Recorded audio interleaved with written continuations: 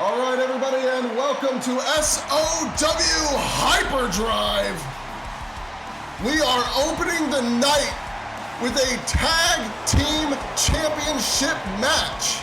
Wild Monsters finally have climbed themselves up to a tag team title shot, and they're going to be taking on our current reigning, though not always defending, SOW World Tag Team Champions, Moment for Life tonight.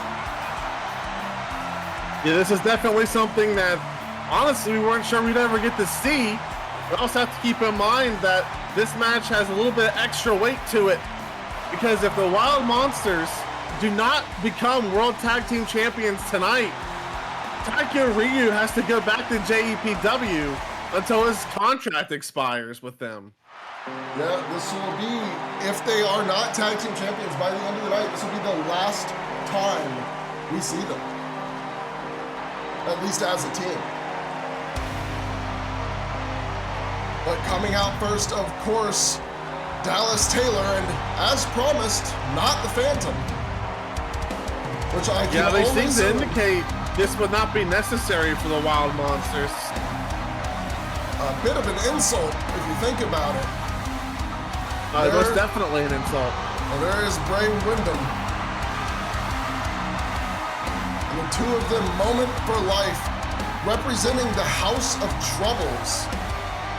Another one of their fellow members, ZZ Woods, has been looking to try and get a world title shot, but unable to do so far. You gotta wonder if they want to put on a performance tonight to try and get some momentum for the state. It would definitely help. More eyes on the group, it's always good. Get ZZ Woods some more matches on Ignition. That's going to be his fast track to Nakatomi Ali. All right, well, let's go ahead and get this started. We're going to have to see if the Wild Monsters are going to be able to claim the tag team championships here tonight and maintain their presence as a team here in SOW. And we're leading. Oh my God, big shot from Bray right away with a massive backdrop. Yeah, this match is just so big for the Wild Monsters, and yeah, it just feels like Moment for Life. It's just another Saturday. Oh, you never know with them. That could be exactly what they're thinking. Maybe they were watching a little bit of the Street Fighter movie before they came down here. Always a big fan of that scene. We've got just a choke in the corner. I mean, not completely illegal, but won't get you a submission. I mean, he's on the ropes. And a reversal there. Bray running towards the corner, but stops short when he sees Kerry look up. He recognized that Kerry Correa was waiting and stopped immediately. Didn't fall for the trap. Now tagging in. Hard to play mind games with Moment for Life. Yeah, I mean, they are pretty much the kings of those. Wait, no way. Oh my God, way. already? Guerrilla warfare! But it's not the legal man. All that did was slow Bray down a little, but Dallas Taylor, the current legal man, unaffected by that move. That was about doing damage. Yeah, I mean, Bray, you know he's the leader. leader. God, happened again. Yeah, and once again, seeing immediately the opponent pull themselves out of the corner, ready to reverse and stopping short. Moment for Life, very keen senses here.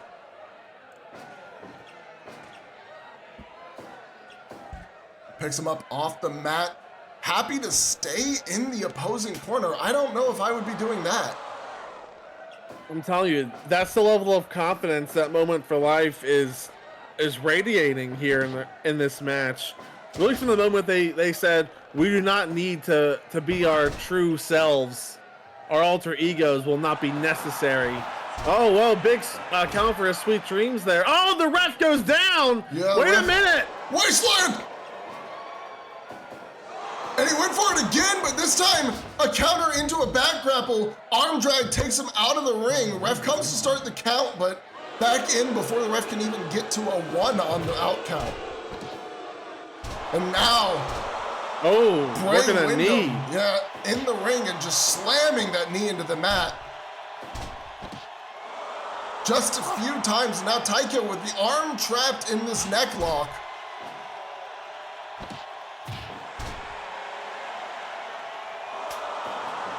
Oh, and Bray rolls out, but doesn't stay on, and now he's just sitting there back to Kerry Correa. He was just sitting there menacingly. Oh! Oh, well, there's no reversing it that time. And yeah, Moment for Life just choosing to fight in the Wild Monsters corner is crazy work. They clearly unaffected, unbothered by the fact that there is a massive man sitting there on the apron that could do anything he needed to in order to try and win these belts, who's probably going to want to do anything he needs to do to win these belts. I think as much as he loves JPW, I mean, he's really enjoyed teaming with Kerry over this last, 7-8 months. I mean, it's been from the time that they've had their first match, the only thing the two of them have done. Oh, God. A straight shot to the gut, and Kerry was winded for a good minute there.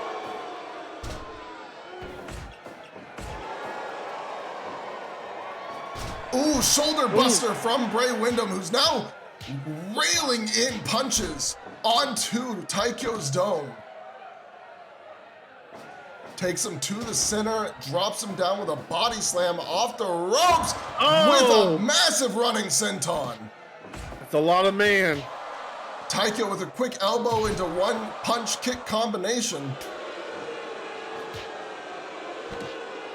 Frequent tags from the tag team champs here in the early goings. And they're keeping themselves as fresh as they need to be, making sure that they don't run themselves loose.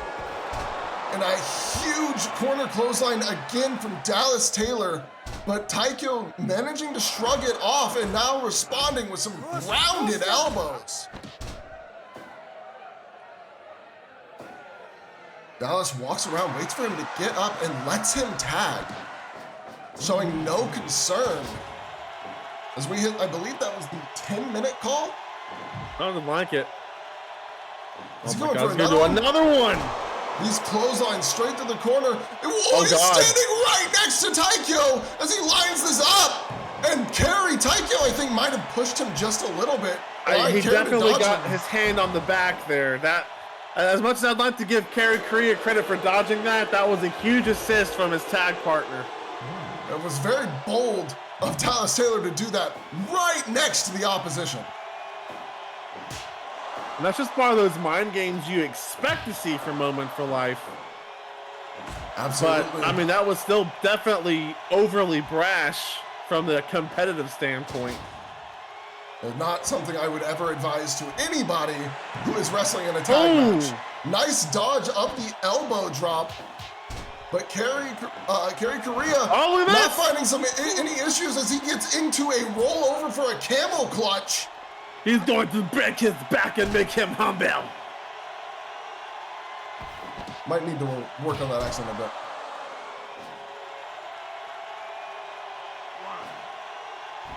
As we get a nice diving cross-body from the top. Ooh, almost a 3 off of that. Showing that Kerry, despite big rumblings from the crowd, by the way, I had never heard anything like that. No, spear! And the disrespect. Choosing to just sit instead of going for a pin. I mean, Jesus.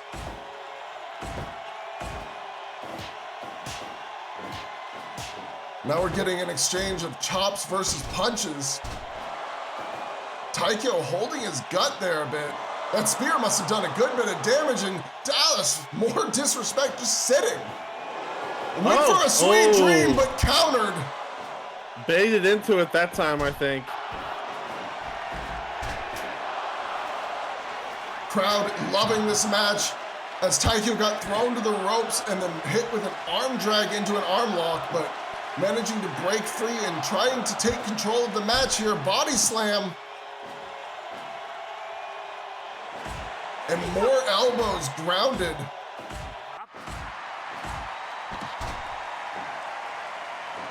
They're not going to give up just to a few strikes to the face. No, not at all. Honestly, you gotta wonder what will be the way this match ends. We haven't seen, I don't think, a single major impact move from either side so far. outside of the spear from Dallas Taylor and the opening tag move from the Wild Monsters, they've been slowing the pace quite a bit on both sides since then. Which for the Wild Monsters, I don't think that's a great strategy. That just plays right into how Moment for Life wants to wrestle you, especially when they have not perceived you as a threat. Yeah, but I mean, at the same time, with the Wild Monsters, both of them are power fighters, so a slow pace kind of benefits them as well, allows them time to catch their breath and keep themselves rested up for their big moves. You just gotta, whoa, oh my dodging God. the death angle and hitting a spear! Jesus! The agility for a man that size, that just shouldn't be possible. And he's picking him up my for God. a sweet dream! Into the cover, 1, 2, interferences run, but not enough as Kerry manages to kick out just before the 3. I mean, I thought he was out cold with the way that he was that close to the ropes, but couldn't grab him. Absolutely could not agree more. I really thought that was the end there. And I feel Bray might have as well. He looked a little surprised, though of course he immediately started laughing afterwards. Whoa, super kick into a schoolboy, but Taikyo quick to grab the ropes. Oh my God, he's gonna do it again. Spear! And now... And Taikyo's already taken a spear before. That's 2 to Taikyo now, but a massive slap. I mean, a slap from a man that size, hands that size, doesn't surprise me that Dallas fell down. But he doesn't look perturbed. Backbreaker into a body slam. Wait a minute! King of Monsters! But Dallas, back up! And Taikyo going for a triangle choke? But getting hit with a gotch lift style suplex immediately into a cover. Kerry Correa breaks it up.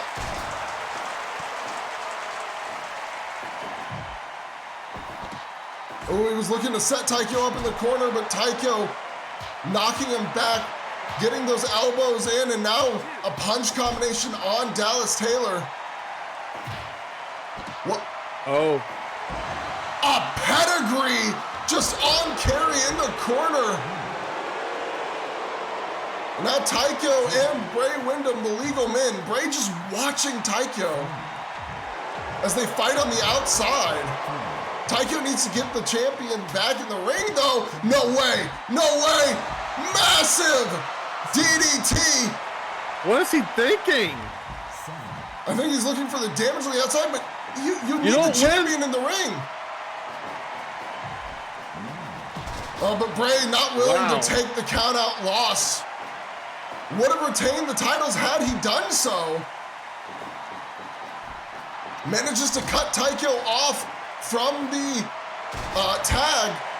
Hits him with a deep backdrop. With that damage on the outside showing its effects here as he is unable to get back up immediately. I'm still just trying to wrap my head around what Taikyo Ryu was thinking. We just saw a quick SOW special. We sure did. Yeah, and a huge lariat almost to the back. And now once again slamming that head against the mat. Inflicting as much damage as he can, but Bray not coming into the ring for the cut play, not worried at all. No, they look for that sit. Oh, pedigree! Sit out style. Into a cover. Interference is run, but not enough as Bray just straight up throws Taikyo out.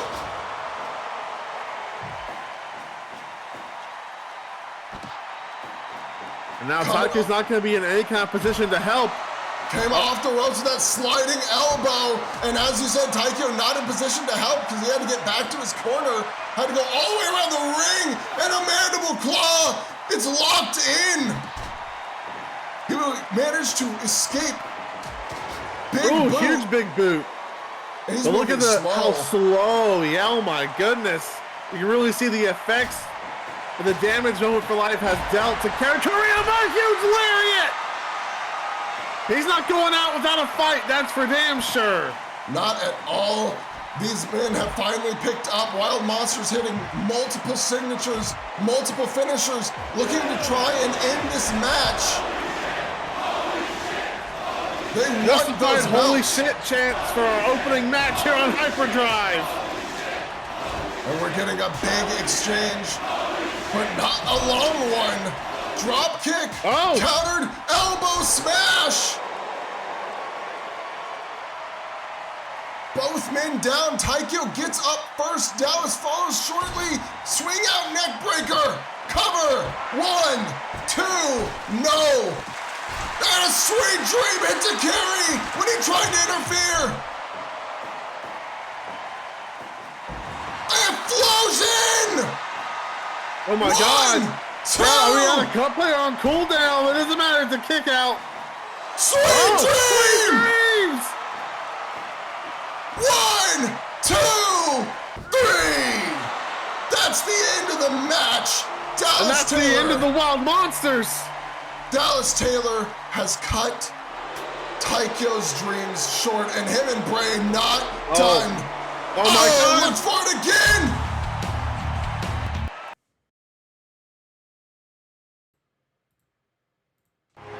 Well, it is time for the second match on the card. Here comes the most popular man in all of SOW, at least in his own brain. I mean, the man definitely seems to think quite highly of himself, given his new quote-unquote nickname that was given to himself. Excellence under pressure. Chikara. Lesson involves the SOW World Heavyweight Championship. You know, it is kind of unfortunate for him that this moniker is fitting in every aspect except when he goes for titles. This is what he's doing tonight, but here comes a man who actually has a pinfall victory over the champion tonight. Yeah, a pretty crazy pinfall victory too. It was almost, not dominant per se, but he outpowered Caster again, and this time it led to a victory. Caster was looking to see if he can do it a second time, which would be crazy. Yeah, he wants to win this match in order to get that national heavyweight championship around his waist.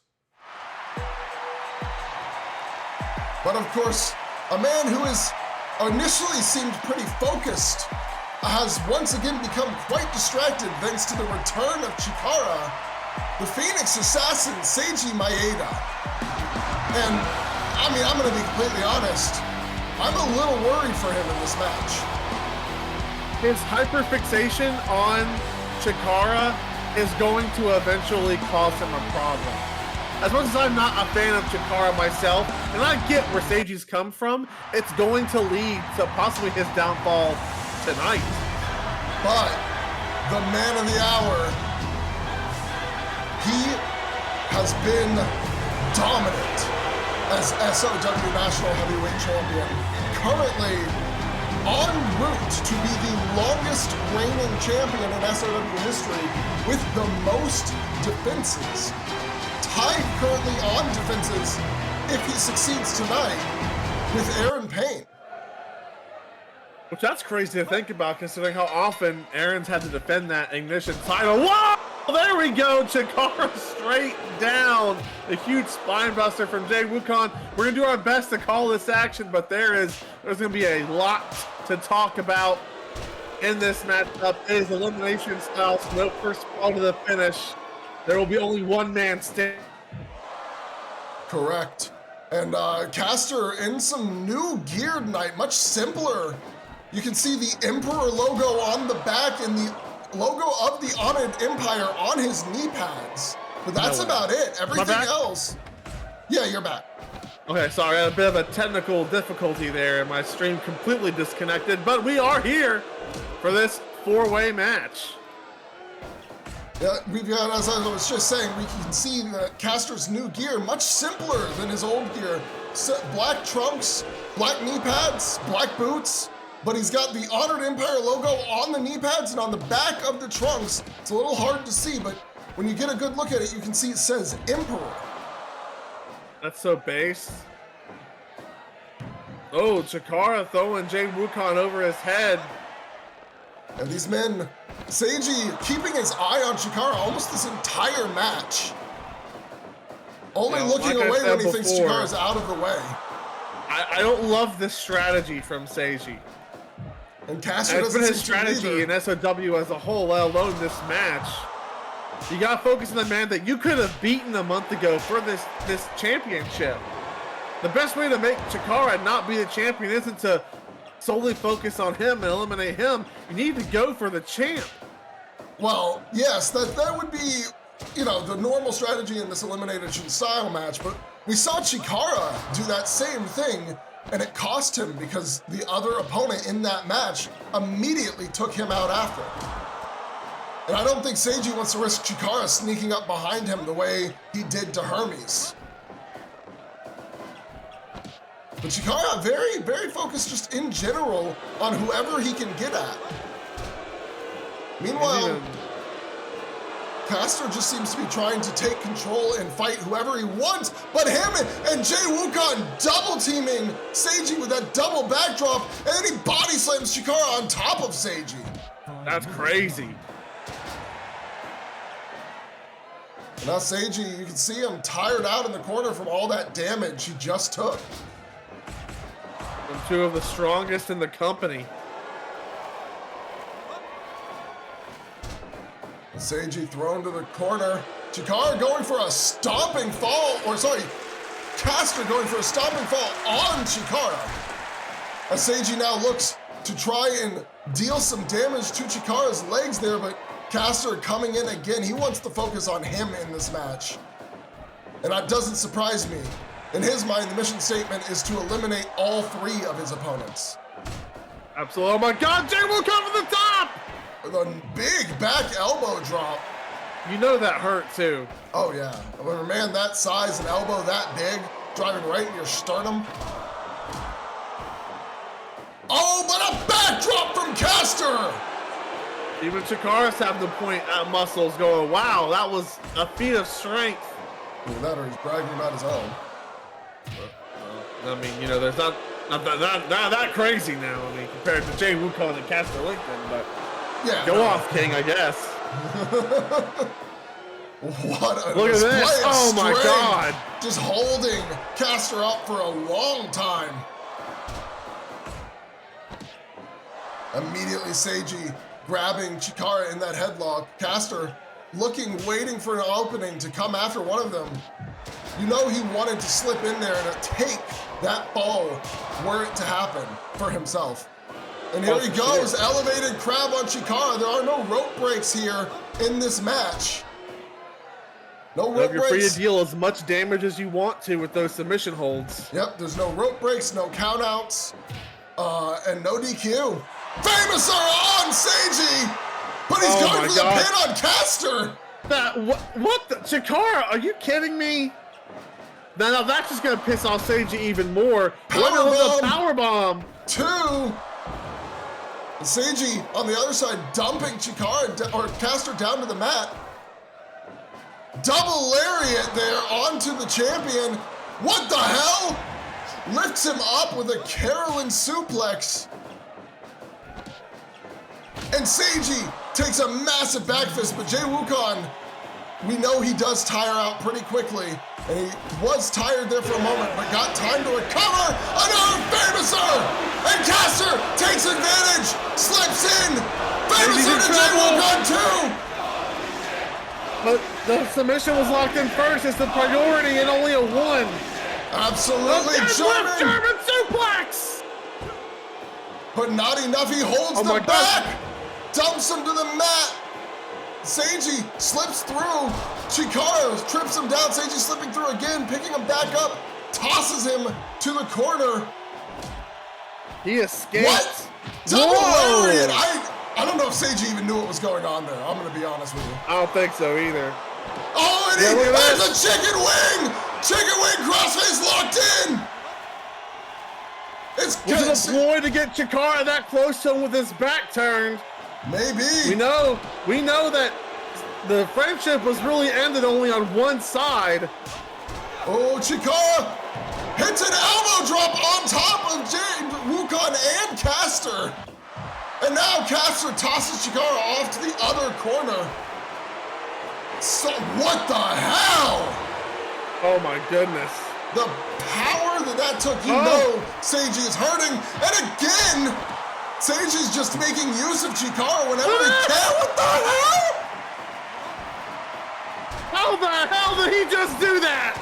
He was absolutely using the momentum to keep that going because as soon as he stopped moving, he had to let go. He couldn't hold Wukong up. But here he is. What's he looking for? Double thrust drop kick straight to the chest. Both boots planted deep. And he's not leaving Chikara alone here. Chikara smacks him down. Caster gets involved. Power of bomb! course. Oh my God! The level of power in that power bomb. Jay Wukong looked like he had no clue where he was for a second. We're seeing insane displays of strength from all 4 men in this match. Oh! Chicken wing suplex! Power bomb on the other side! Distracts from the Seiji pin. Wait! Whoa! He's gonna do it! He's got him in the Seiji clash! 1, We can see a new 2, champion! No! No! And Caster locking in a guillotine choke right after that, making sure Seiji doesn't have a chance to try anything else. Gets behind him, Seiji managing to wrap down. Caster picks him up, arm drag. Seiji once again technically out-wrestling our national champion. Wait a minute! Buster Bomb! No 1, way! This was kill Seiji! 3, no! Not enough! I thought that was Seiji was out there. As Jay Wukong power bomb! Taking advantage of a weakened competitor! No! Seiji managing to kick out there. Caster thrown to the outside.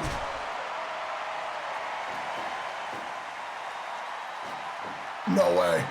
He's got him up. Power bomb into a deep cover, 2. And no! What? Seiji survives! He just took like essentially 3 finishes from each competitor and kicked out of all 3.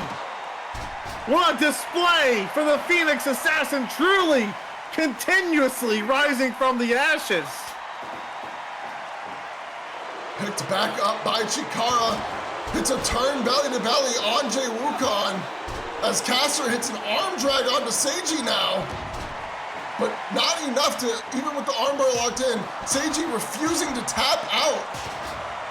Refusing to give up here. Now his sleeper hold on Chikara. You know he'd love to make that man pass out. Oh, absolutely. What? Dear God! Straight to the outside. Whoa, Chikara just wisely recovering. Chikara just smacked Jay Wukong in the back of the head. Made him drop Caster and took Wukong down with that. That was actually a really smart move. Elbow drop into the cover, but not enough to take Jay Wukong out. I do like that everyone truly is trying to eliminate. Oh my God, could it be? No! What a transition!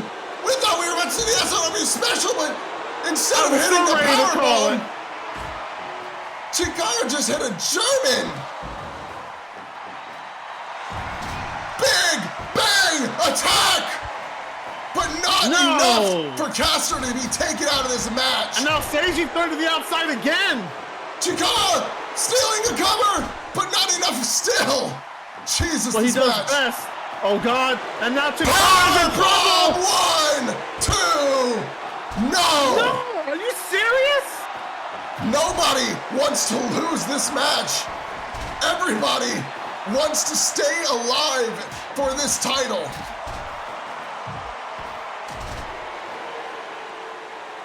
Now Seiji getting a chance to actually rest in the corner there. And choosing not to fight Chikara. No, maybe we're talking too loud and they can hear us.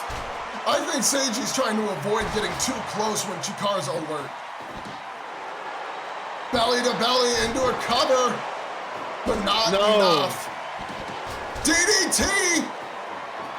Rolls over into a cover, 1, 2, but again, Caster still too clean, too fresh, despite all the damage he's taken. Exploder! Big counter too. Oh, and now elbow drop, hold, not enough. On the other side, Chikara managing to break free of that choke. Everyone's truly trying to eliminate everyone here. And they will be taking at the same time. Stereo suplexes! 2! No way! Buster Bomb! 1, 2, 3! No, my God. Okay. Nope. Caster's making a sweat tonight. Now look at this! Oh my God. Seiji fights it off. Oh, but he misses. He switched to Caster at the last second, but German to the bridge. And Chikara is out! And Caster throws him to the rope saying, get out of the ring. Only 2 challengers remain. Oh! Here we go again with a big bang attack. 1, 2. No. Okay. I thought it might be over there. Got him in a guillotine. The crowd losing their minds just like we are, even though we're down to 3 men. Now they're like Seiji rest. That could be dangerous. Chikara, or not Chikara, sorry, Caster whipping Seiji down. He wants to focus on Jay Wukong. I don't think he's interested in Seiji.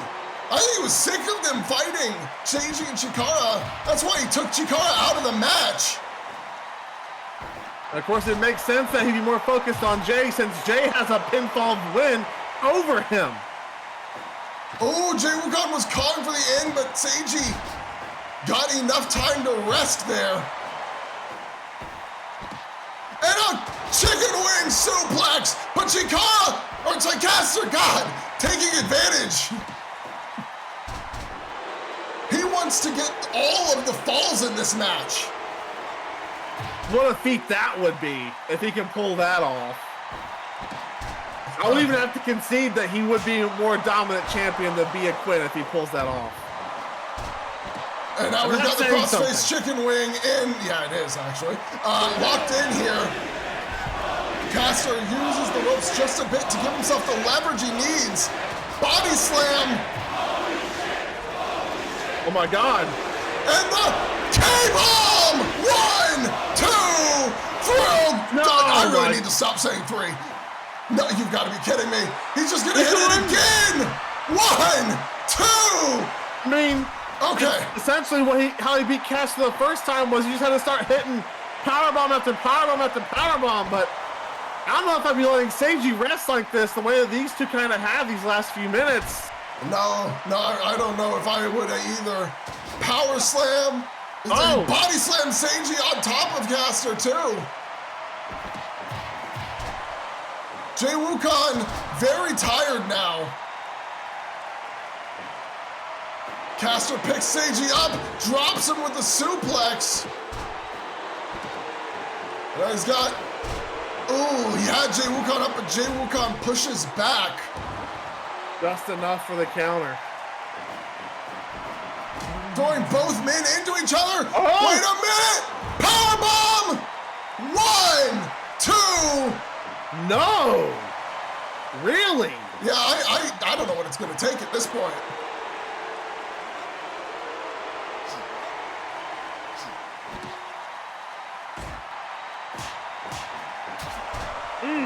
Now sends Seiji down, writhing in pain, and now Cash takes advantage of the single leg crab. Will Seiji tap or pass? No, he manages to pull himself free, just barely. Oh, what a backbreaker! Oh my God! And he's holding on. This is a very deep, I mean, it's a mix of a choke and an arm lock there. Now a leg lock. Caster's trying to deconstruct Seiji's every limb. Or sorry, Jay's every limb. Seiji was just standing there menacingly. Threw me off for a moment. Some short elbows to Jay Wukong. Tried to go after Caster, but got rolled into a leg lock. Caster reaching into his bag of submissions here in the later stages of this match. Yeah, with how long the match is gone, you can't be surprised if he thinks that a submission will take it down. A sleeper on Caster I don't think is going to do it, Seiji. You're going to need to pull out something bigger than that. We'll take it at least. I mean, if you're trying to eliminate... Oh! Massive back fist! He's got him up! Is he going for it? Powerbomb! Deep cover! 1, 2, 3! Oh my God! There's only one man left!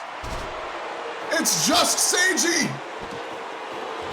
German! German! German! No breaks! 1, 2, no! Whoa! My God! Deep leg lock locked in here.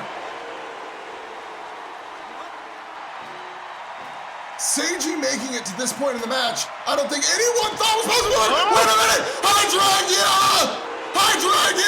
It's locked in! Seiji survived it! Again! What is it gonna take here?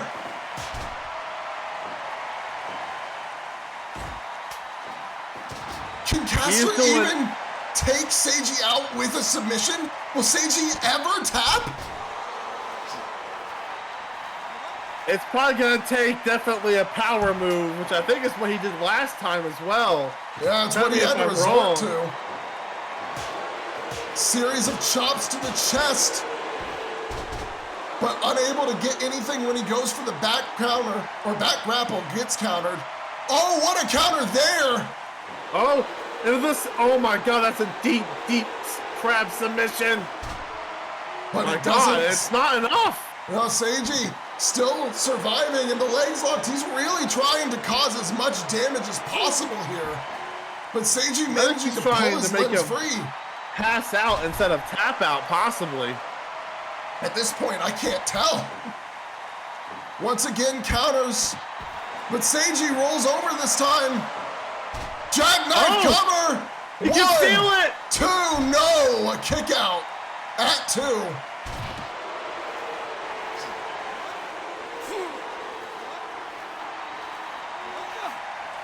Seiji's not wanting to give up. He's fighting. And Caster's now taking this chance to catch his breath, get himself fully recovered, as he recognizes this is going to take a little bit more than what he thought he might need to bring out. A European uppercut to the back. He picks him up. Oh. He's going for it. Power bomb. But Seiji, final measure! Final measure! What? Is it? Does he got it? No! Caster gets free! God. I thought we were about to crown a new champion. I'm not gonna lie. I did too. He hasn't hit the final measure in so long. Oh, what a chop. And Caster could be thinking it could be time to put this one to bed. If he wants to keep his championship, I think he could be right. Oh my God, what a strike. No way, no way. Seiji! He's going for it! Seiji Clash! 1, 2, 3, oh, what? That was a 2.9999999. Thrust drop kick from Caster, rolls him up! Power bomb! 1, 2, 3! Caster pinned all of his challengers! The most dominant champion, no, the most dominant man in SOW, Caster Leakton. We will be back shortly with the next match. And we are back and ready for the World Heavyweight Championship #1 contenders match. And this isn't just a normal #1 contenders match, because Damian Oxley is 1 win away from being permanently in the world title division. That means if he wins tonight, he not only becomes the #1 contender to the title, but he'll be permanently in this division, whether he wins the belt or not.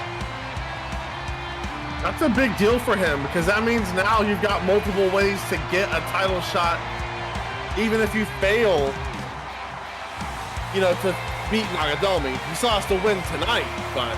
Oh yeah, absolutely. But yeah, right now, here he comes, the Trailblazer, Damian Oxley. He's standing 6'1", 213 pounds, and he is looking to dominate and make his way towards Nagadomi Ali. He already has one pinfall victory in this season over his opponent. But it is not going to be easy to get a second, because this man has nothing but ambition. He is fueled up and ready to try and take on Nagadomi Ali so he can once again slay the dragon. He's standing 5'10", 211 pounds, the Dragon Slayer, Ryan Richardson! You've seen this man put on some of the best matches in all of SOW. We have yet to see what it's like for him to go for the World Championship. Tonight, only one more man stands in his way of challenging Nagadomi Ali.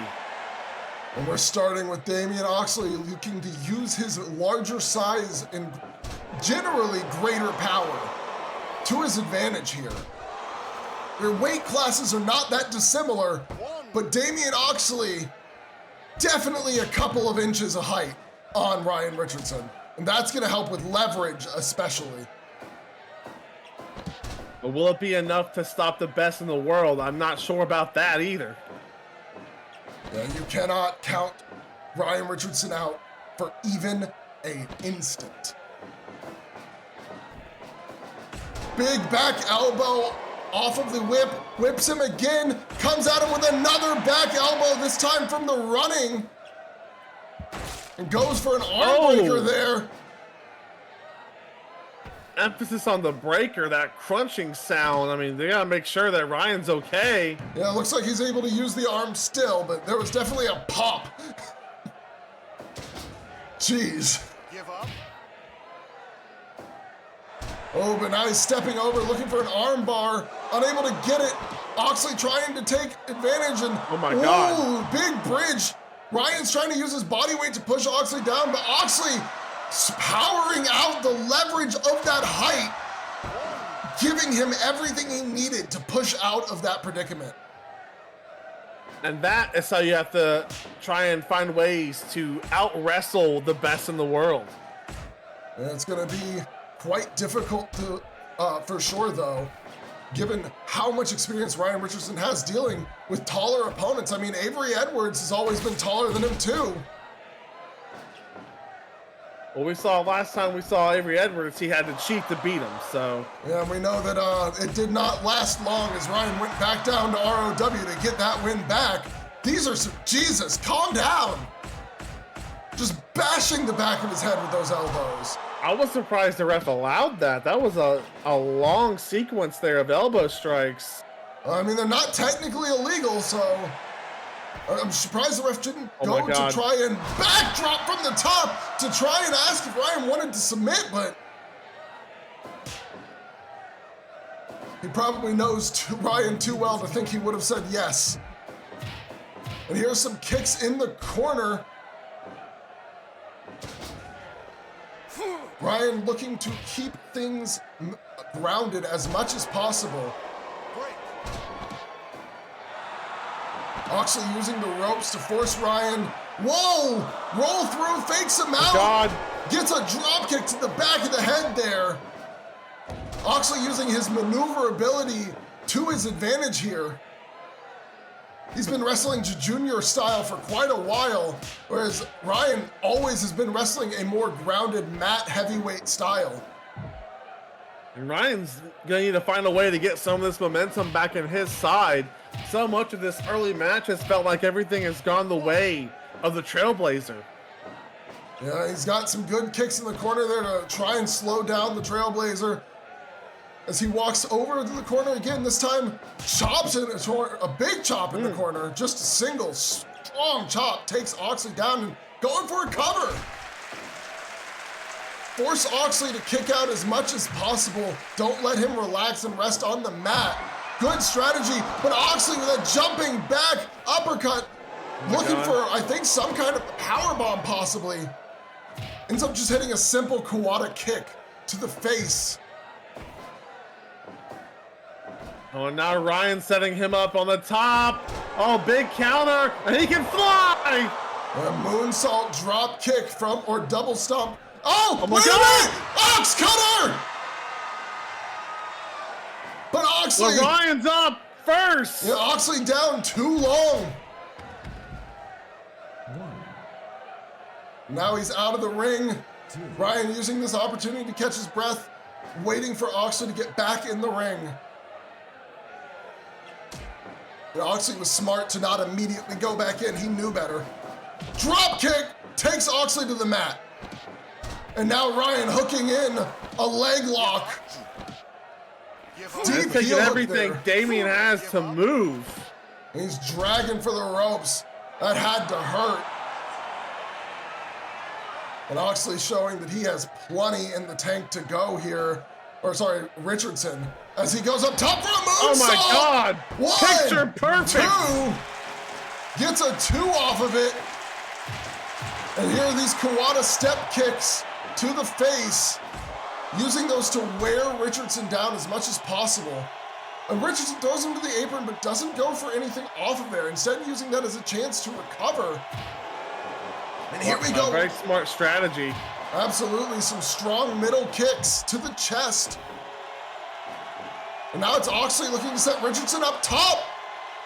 And he's got him with a Spanish fly from the top. But once again, unable to capitalize off that big move, Ryan ends up getting up first. And Ryan showing the resiliency he's known for here in this match. Off the top with a double stomp of his own. And he's looking for some more stomps. 1, 2, 3, 4, 5, 6, 7, 8. 8 big stomps to the face. Referee. And he's, he's going for more. 1, 2, 3, 4, 5, 6, 7, 8, 9. A big kick to the side of the head. And Oxley quick to get up before that soccer kick you knew was coming could land. Big elbow to the jaw, but it doesn't take him down. German suplex! Ryan Richardson is getting in his bag. Counter-mutilation! And Moxley can't move at all! But he manages to break free. And here come these patented kicks to the chest. Whoa! Oh! But Oxley pops up. Super kick! And here we go with the blackout! He's finally able to capitalize off a big move. He goes for the cover. 1, 2. No, a kick out at 2. Wait a minute! Oh my God! Double arm suplex! I thought he was going for the system shock for a moment there. Yes, and there's many moves you can do from that position. A simple rolling senton, and he's going back up top. He's not done. Moonsault of his own. 1, 2. No! What a match these two are putting on here. Whoa! Oh my God, what a counter! I think Ryan was looking for the diamond head power slam, side slam. Unable to get it. Twisted senton. That's how he beat him the first time. 1, 2, 3. No! No, a kick out. Big lariat! 1, This will not repeat itself! No! Big lariat again! But this time Oxley gets the ropes. Well, has the damage been done? Oh my God, wait a minute. We're about to find out Buckle Oh Bomb! my God, a Buckle Bomb! And Ryan's got a history of neck injuries. And we get a kick combination ending in an enziguri. Elbow drop into a senton sunset flip style deep cover off of that. But Ryan kicks out again. Both these men showing they are deserving of a championship match. Big drop kick countering that German suplex.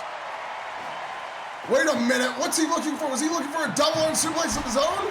Or is he going to try to steal the system shock? Now they actually go to the outside. This could be dangerous. Oh my God! On the outside!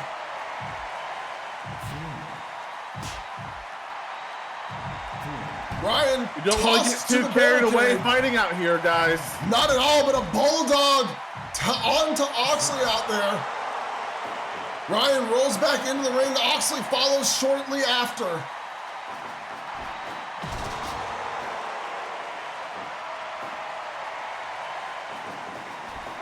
Up the ropes. Ducks under the crotch shot, but he gets caught. System shock!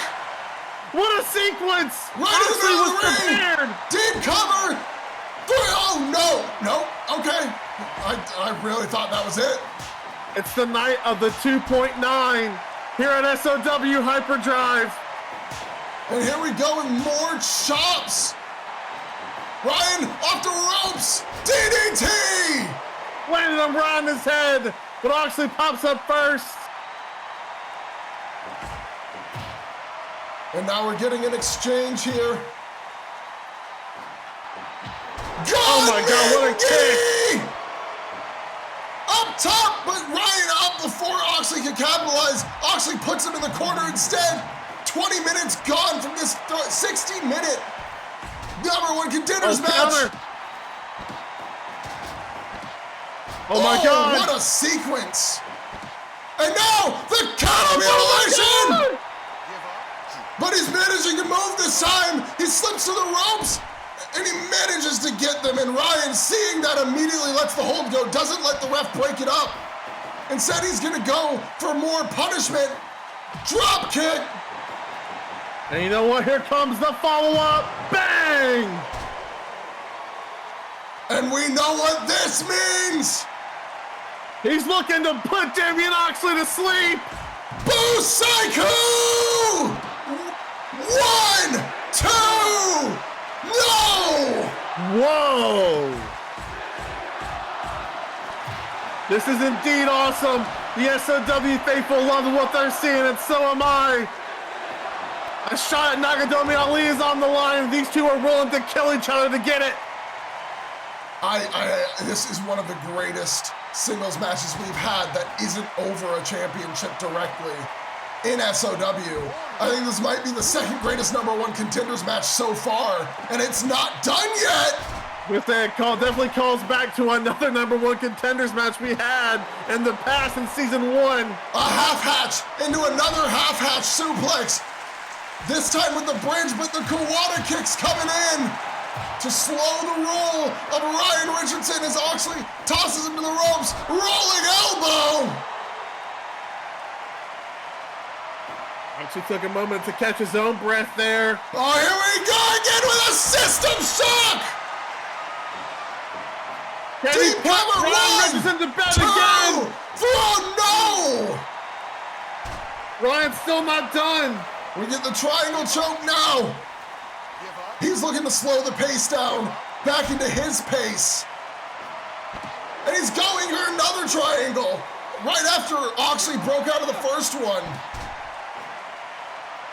Oxley breaks free again. Ryan now using the opportunity to recover. Bulldog plants Oxley down. And here Ryan, he's calling for it again. Has anyone kicked out of 2 of these? Busaiku! You can call it now, folks. This match is, okay, never mind. What the hell? Well, I guess now we can say David Oxley's kicked out 2 Busaiku knees. He wants that match badly at Supercharged. Regaplex 2! That's it! And Ryan Richardson is the #1 contender for the World Heavyweight Championship. He pulled the Regaplex out of his bag of tricks. Oxley wouldn't have seen it coming. I don't think he's hit it yet.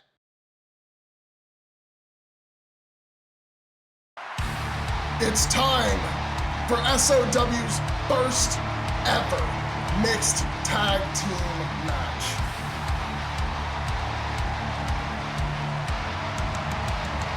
And of course, coming out first, the people who issued the challenge, who are now calling themselves the Paradise. It's Byron Mitchell and Lilith.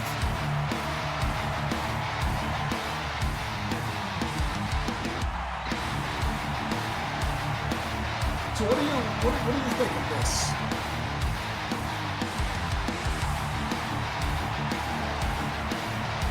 Not sure what to think of this so far. I mean, this is the first time we're really seeing them as a unit. We've seen them run their mouths. I mean, really, this is the first time we're getting properly exposed to Lilith as a competitor. Yeah, I mean, she's only ever been on Haikyuu. This is her first. She hasn't even had a match on Ignition, and she's getting her pay-per-view debut right now. I guess that's what happens when the former tag team champion requests a match with his it partner. has to be that pull, yeah. That's the influence of what he's accomplished in SOW so far, though I am not a fan of his new attitude. I'm not sure what to make of the way he's been speaking. He sounds like he at least recognizes that the fault for all of this is his own, in the sense of he's the one who's changed.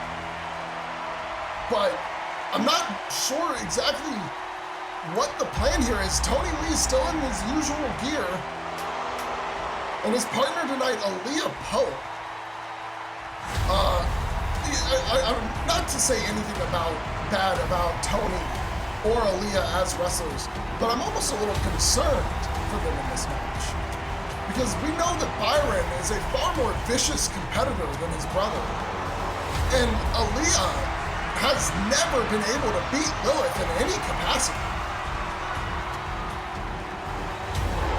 I don't know if tonight's going to be the night that they can change their tidings, but you gotta think this almost feels like it's must-win for these two.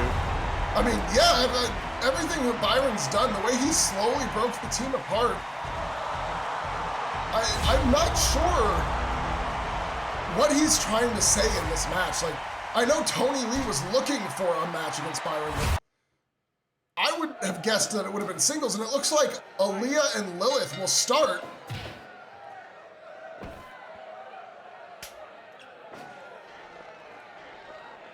And Lilith kind of, oh no, there she goes. I was gonna say she's kind of getting worked for a little bit, but now Aaliyah, now managing to slip back after Lilith took back control and has maintained the wrist control here, actually, despite Aaliyah's efforts to try and break free. Oh, but there she goes, breaks into a hammerlock, swaps it into a headlock. Fighting for this early control here. We'll have to see how Aaliyah's progression has come along as well since the last time we've seen her consistently wrestle. She had a less than stellar performance history in season 1, and season 2 has went better for her. Well, just a little. Yeah, her matches have been better, though. She hasn't really won much more. No, she hasn't, but she's not making those quite the same notoriously rookie mistakes that we saw in season 1, but it just feels like, oh my god, something just makes me feel uneasy when I see Lilith wrestle. Yeah, I can't blame you. And she's tagging Byron in, and Aaliyah not tagging in Tony. I don't know about that. Maybe she's trying to keep them apart still? Oh, there we go. Never mind. Oh, there we go. There's the tag, yep. And Byron immediately after Tony. And he's not done there. A suplex to Aaliyah and overpowering his brother there. Tony, though, Aaliyah almost wanted to get tagged back in. Yeah, I'm not sure what I don't think she's used to tag wrestling. She's never been trained in it, so for her, this is probably a new world. Just another reason to be a little concerned for this team of Tony and Aaliyah. I know they're close because they've been in the same faction Aaliyah's entire career, basically. But you gotta wonder just how well they can actually work together when they have almost no experience as a team. Meanwhile, these two know each other incredibly well. But Byron tagging out to Lilith and letting her go toe-to-toe against Tony now. And Lilith with those low kicks, taking Tony's legs out from under him. But Tony tosses her to the ropes and a rolling elbow blocked by Lilith.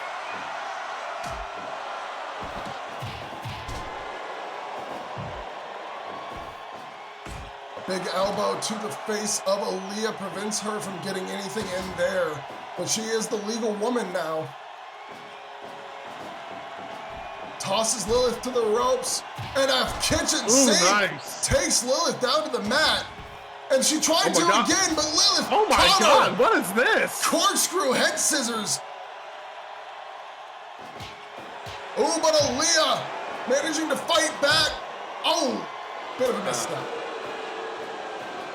It's still Leah Pope at the end of the day, I suppose. She's still one of the most inexperienced roster members in the company. And now she's having a fist fight with Byron here. Both of them just, oh dear God. Wait, whoa. Oh my God! I thought he was gonna powerbomb her, but instead he basically threw her into a face buster.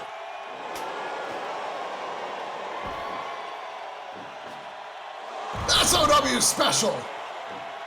I think maybe for like the first time.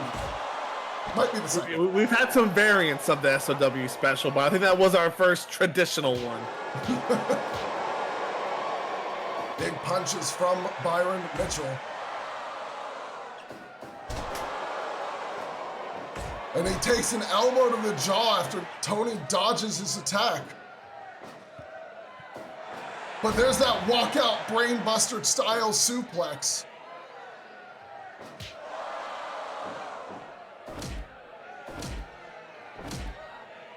Tony's shoulder butts trying to wear down the arms. Byron, well known for that Dragon Sleeper Devil's Clutch submission. I'm sure Tony is looking to avoid that at all costs in this match. Both men now looking to their corners to tag, showing their experience against one another. Both knew what the other was thinking. But wait a minute, assisted powerbomb! Oh my God! Two. Only gets a two. Tony's already calling Aaliyah to tag back out, but she did not listen. Now, this could be dangerous.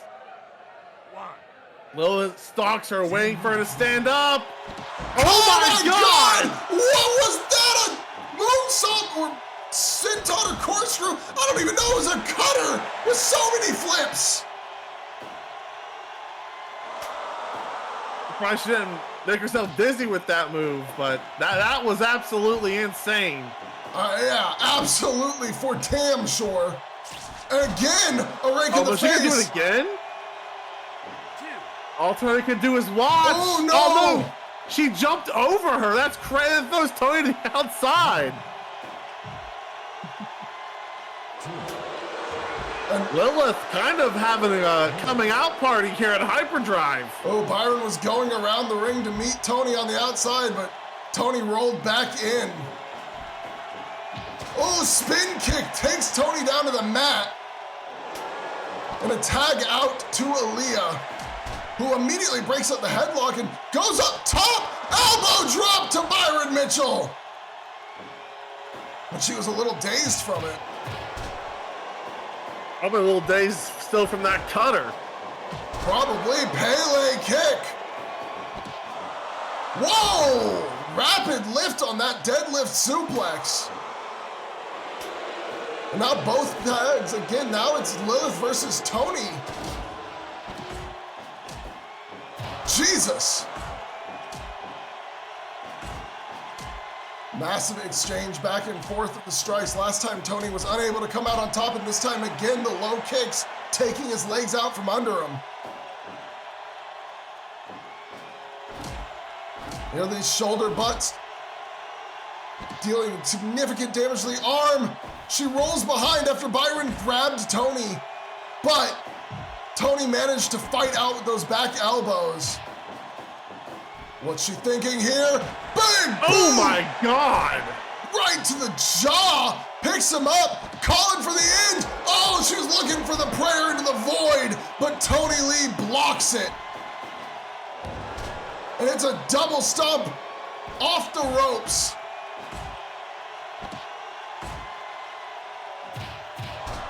We get a spin kick back fist combination. Tony Lee tossing her to the corner now, but he's not going for anything. Instead of looking for a tag, and immediately Lilith tagging as well. Now we got all 4 competitors in the ring. Things can get crazy fast. Wait a minute! Sweet poison! Into the bridge! 1, 2! Almost got the 3! Wow! And Byron does not look pleased. You know that if that had been another time when they were champions, if Lilith had pulled that off, Byron would have been ecstatic as he's getting stretched out here. But Aaliyah, not the legal woman anymore. No, she was dealing some damage there, but wasn't enough because now Byron takes Tony into their corner, the Paradise's corner here. Tony looking to fight his way. Going back to some of Byron's behavior, I just don't believe this is how you treat family. If you don't want to team up anymore, fine. But like, his behavior these last few weeks leading into this match is just, it's a little too far. I mean, Tony was the one who initiated the demand for a match in the first place. Really, Byron technically is just answering the call. But of course, in the match itself, he's been showing that same vicious style he's always used on all his opponents, as now Aaliyah and Lilith are tagged in. And Tony asked for the match, but it was after everything Byron did to him in the first place. That's fair. Byron's attack on Tony backstage, we don't have 100% confirmation, but we have 99% confirmation that it was him. What the hell was that? Was that a pop-up double knee backbreaker? A pop-up backstabber of sorts. Just get this woman an apple. Jesus. And slamming Aaliyah's head into the mat. But Aaliyah countering out with that back elbow into a Pele kick again.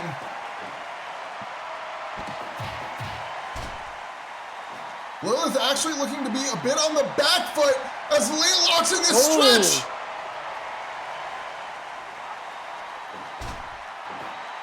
Lilith managing to break free. Aaliyah couldn't hold her there forever.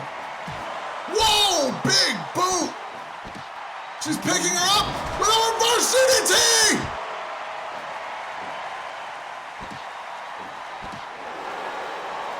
Curb stomp. Oh my God. And then locking her neck in with that neck leg lock. Lilith managing to get her feet on the ropes, but yeah, it does not surprise me she's going for a tag after all that damage she just received. I know she's as equally surprised by Aaliyah's performance as I am. Now things are kind of breaking down right now too. Lilith, if she keeps this up, could easily cause Tony to get counted out on the outside. But on the inside of the ring, Aaliyah's kind of handling Byron. Tony Lee back in.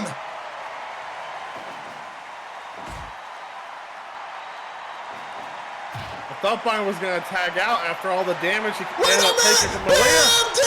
DDT! Oh my God. Just dropped his own brother on his neck.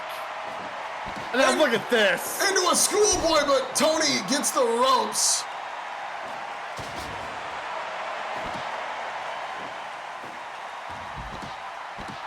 Now Aaliyah is making some, and thank God Tony's in control right now because Aaliyah making some mistakes here with her positioning in the ring. Absolutely. And we got a tag again.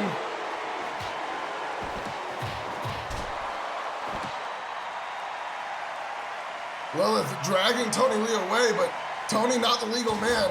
This is just keeping him out of that corner. As we're getting an exchange between Lilith and Aaliyah, this time Lilith roaring to the skies as she hits a drop kick, but Aaliyah returns with one of her own. Oh, lifting her up here. Wait a minute, what are we seeing? Whoa! What was that? I don't think I've ever seen Aaliyah hit a move like that before, but Lilith kicks out. Imagine if Aaliyah Pope could get a big pay-per-view victory, what that would do for her career as well. Yeah, is this Aaliyah's second pay-per-view match after Rev Your Engines? Yes. Wow. And I'm sure she's not happy that it's such a personal situation for her to get back on pay-per-view.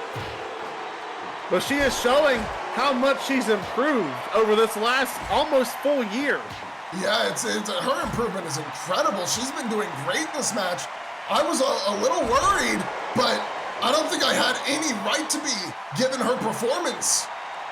She has shut us up for sure as critics of her in-ring work.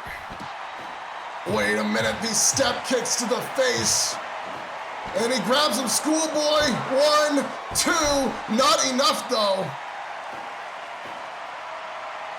That's not how I'd want to see a match like this end anyway. I don't think Byron would care. For him, it'd be a win as a win.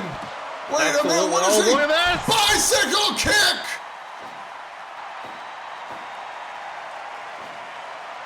He's up first, but he's a little stunned, but maybe it was playing possum.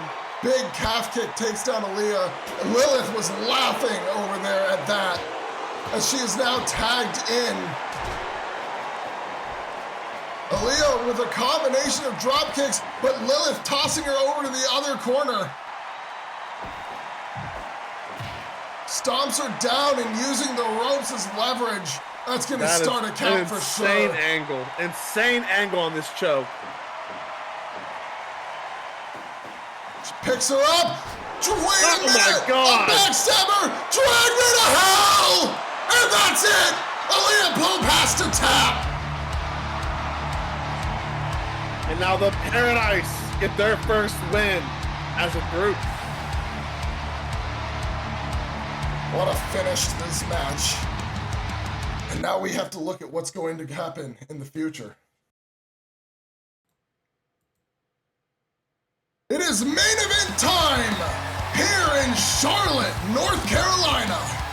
And coming out first, of course, the challenger for the SOW Women's World Championship, standing 5'3", 110 pounds. It is our North Star, Nishi Kazumi, in her second title opportunity here at SOW. This will be the third match between her and Kimura Aiko. And in her first title opportunity, of course, she got her ass beat by Bia Quinn. In a very, very close, almost photo finish style Iron Woman match at Victory Lane. But here comes our SOW Women's World Champion. She is one of, if not the greatest current competitors in women's wrestling as a whole. She has won championship after championship and proven herself time and time again as the top technical wrestler in all of women's wrestling. This is glowing Kimura Aiko. Well, after Blazing Devil D gave such a great intro, I don't have much more I can really say about this one, other than she's alright, I guess.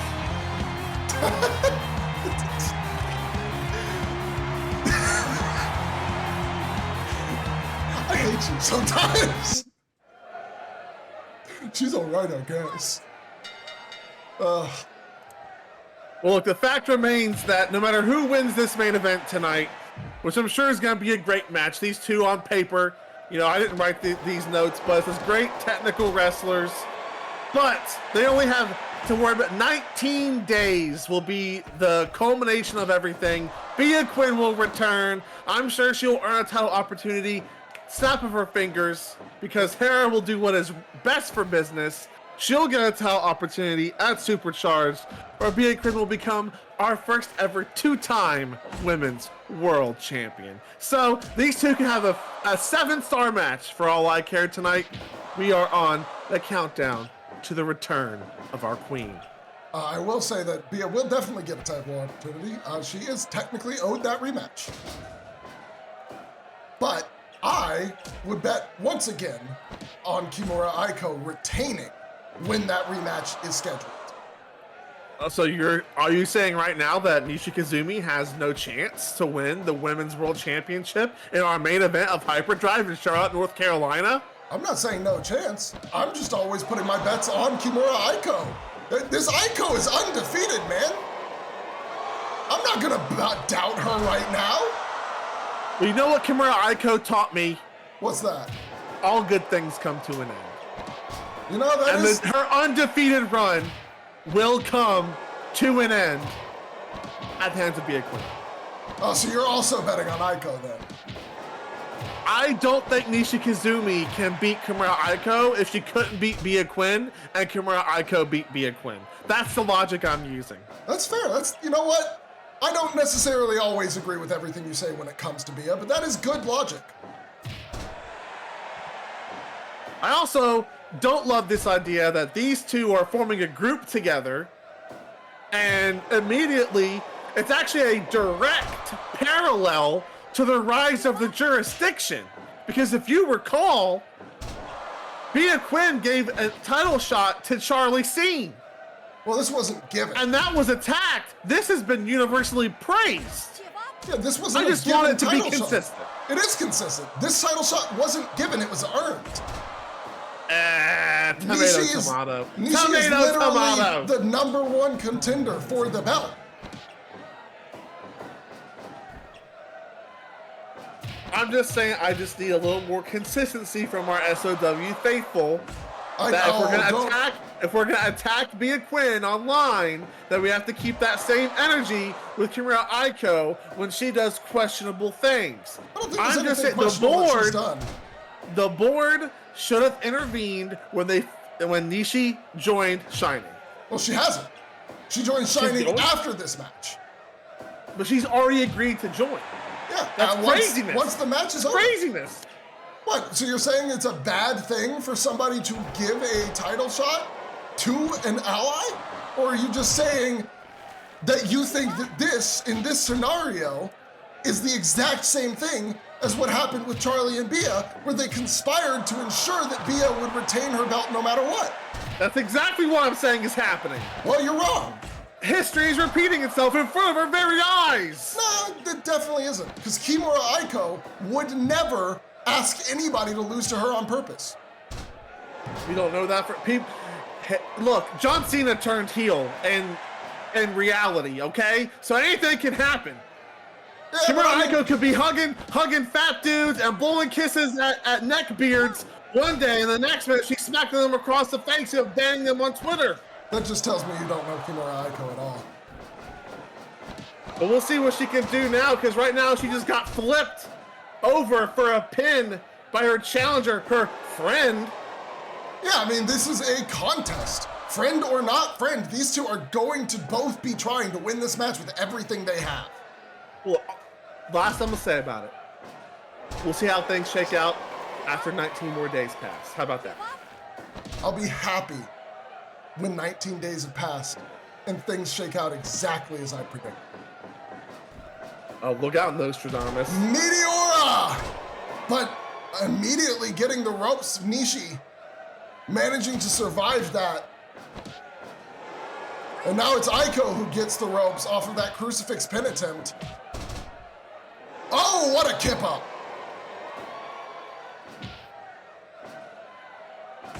Aiko managing to keep good control here in this match. Even when Nishi gets some advantage, Aiko, her technical ability makes it easy for her to pick back up, but Nishi dropping her to the mat with a low drop kick. Aiko gets up first. Yes, this is the Kimura Aiko we saw during the Winter Grand Prix. Now, the Grand Prix where she literally could not be stopped by anybody. Oh, here we go. Head nod, both women ready to strike at each other with everything they've got. Aiko using these uppercuts and manages to take Nishi down with a very solid one at the end there. Went from one side of the ring to the other. Oh, Nishi off the ropes. A big knee to the dome through the ropes and then throws her back in the ring, but Aiko back up and back to the uppercuts. She goes off the ropes, knee drop. And some double kicks to the legs. She looks to be setting Aiko up top. But Aiko rolls through. 1, 2. And now Nishi's up top, comes down, double knee drop to the gut. Into That's a not cover. gonna do it.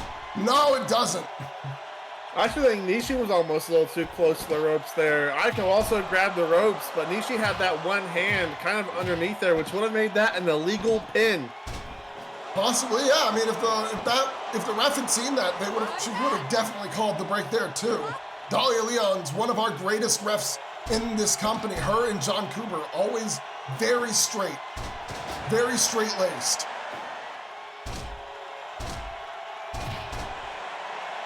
We got a combination of strikes to that leg, but not enough. Oh my God. She is picked up and German suplex straight to the mat. Aiko throws her, makes her run the ropes a little bit. Nishi responds with a monkey flip. Aiko possibly could have called game there. She could have comboed that to a glowing finale. I know, I definitely agree. I think she knew better though. What is this? Oh my God, Aiko looking for a powerbomb, gets hit with a face buster. She is not Caster Lincoln, so I don't know what she was thinking there. Thinking of trying to slow Nishi's roll. And there's a dragon screw. And here we go, the STF. Locked in. Nishi at the ropes, but doesn't use them. Instead, just pulls her way free. And now we've got a triangle choke. Nishi again not using the ropes despite being right there. Just looking to power her way out. Wasn't giving her the chance to move, but she's looking to seize momentum here. Nishi's countering into a crab. But Aiko uses the ropes. Nishi kind of making a bit of a mistake there. Ooh, Aiko picks Nishi up, but Nishi quick to counter. She knows not to let Aiko stay in that back grapple position for long. Oh, jumping double knees to the dome. Aiko kicks her way free. And wait a minute! Stellar Polaris out of nowhere! 2, 3, no! We almost had a new champion. The night of the 2.9 continues. Seriously. They're doing their best to freak you out. Like I said, I've got a 0.00% chance that Ishikazumi wins this championship tonight. So for me, that was never even a doubt. Well, Aiko's now on the outside. Nishi once again using this opportunity to catch her breath, but Aiko also doing the same on the outside before she rolls back in. Nishi being more patient than we're used to from her. We're gonna do this again? I mean, yeah, makes some sense. Oh, low drop kick. Wait a minute, another one.